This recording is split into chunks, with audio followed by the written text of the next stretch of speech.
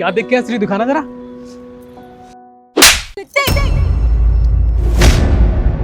पागल हो गया क्या तुम? बीच सड़क में मेरा फोन छीन रहे हो? इतनी सी बात पे बीच रोड पे मुझे थप्पड़ मार दिया। और क्या करूं? ये इतनी सी बात है? तुम बीच सड़क पे मेरा फोन छीन रहे हो, मुझ पे शक कर रहे हो, मेरी बेइज्जती करवा रहे हो। देखो बहुत हो रहा है। अरे लोग देख रहे हैं और हंस भी रहे हैं, क्या सोच रहे होंगे वो, क्या हरकतें। लोग देखेंगे ही ना, और हरकतें तो तुम्हारी बेइज्जती कराने वाली है ही। तुम्हें शर्म नहीं आती? अपनी बीवी की ऐसे इंसल्ट कर रहे हो, उसकी परमिशन के बिना उसका फोन छीन रहे हो। और मेरे फोन में घुसने से अच्छा है ना अपने आप को देखो पहले। मुझे तो तुम्हारे साथ चलने में भी शर्म आती है। पता नहीं किससे शादी कर ली मैंने। और अगर तुमने ज्यादा बोला ना तो एक और रख के दूंगी तुम्हारे मुंह पे। आई बात समझ में? अब तुम यहाँ पे खड़े रहो, अपनी बेइज्जती कराओ, मैं तो चली।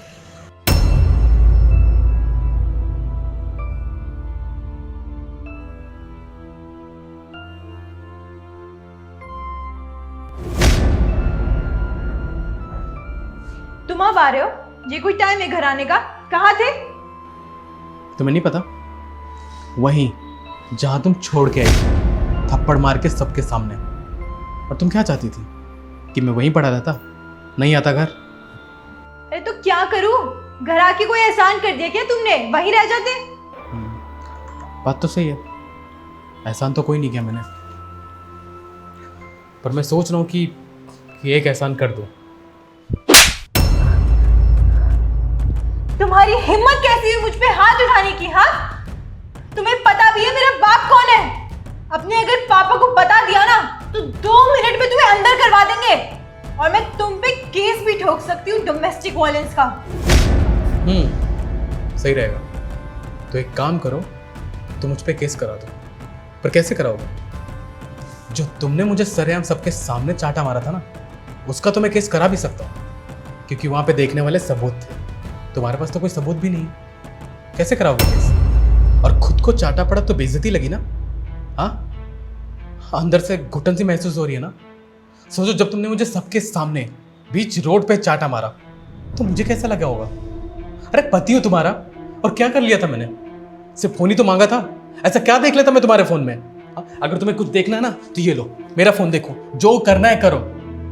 प्राइवेसी होती है मानता हूं, लेकिन एक पति पत्नी के बीच में ना कोई प्राइवेसी नहीं होती।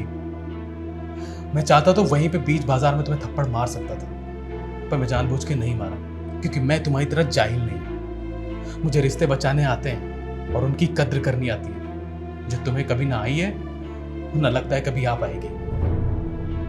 तुम्हारा पति हूं, थोड़ी तो शर्म कर लेती।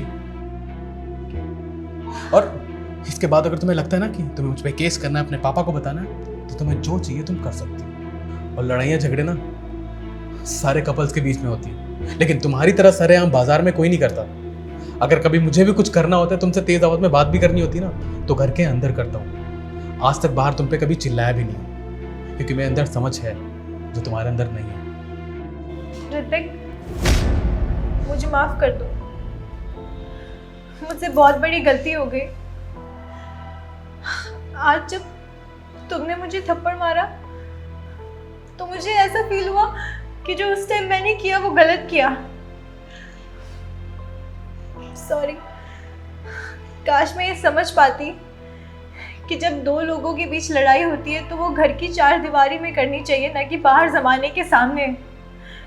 तुम्हारी इज्जत से ही मेरी इज्जत है और मेरी इज्जत से ही तुम्हारी।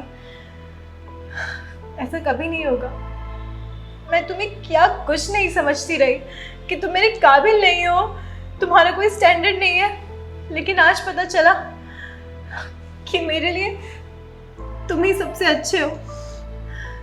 ऋतिक, ऐसा दोबारा कभी नहीं होगा। प्लीज मुझे माफ कर दो। तुमने सॉरी बोला, उसकी मैं रिस्पेक्ट करता हूँ, पर जो तुमने किया है ना, मैं उसको इतनी जल्दी भूल नहीं सकता। मुझे कितना टाइम लगेगा मुझे भी नहीं पता, तो बस मुझे प्लीज अकेला छोड़ दो कुछ टाइम के लिए। ऋतिक, मेरी बात